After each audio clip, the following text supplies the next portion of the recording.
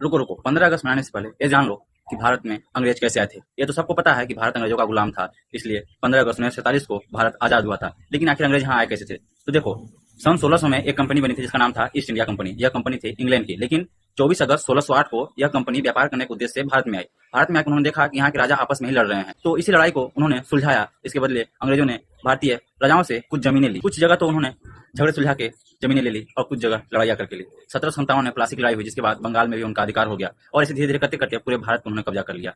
फिर भारतीयों को आया आक्रोश, क्योंकि अंग्रेज जो थे वो भारतीयों के खिलाफ कानून बनाने लगे थे।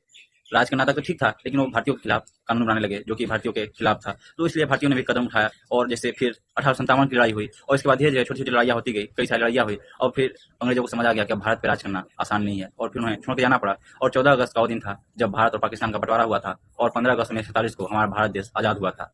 तो दोस्तों देखो, आपको शायद लगता होगा कि हम 15 अगस्त मनाते हैं, आपको कहीं ना कहीं पाकिस्तान से रिलेट करते होंगे, लेकिन 15 अगस्त मनाने का मेन रीजन है कि हम अंग्रेजों से यानी ईस्ट इंडिया कंपनी यानी इंग्लैंड से आजाद हुए थे। और इसी तरह पाकिस्तान का निर्माण हुआ। जब भारत आजाद होने वाला था तब यहाँ अलग अलग विचारधारा के लोग थे। कुछ लोगों का मानना था कि अलग अलग धर्म के लोगों के लिए अलग अलग जगह होनी चाहिए, इसीलिए पाकिस्तान का निर्माण किया गया।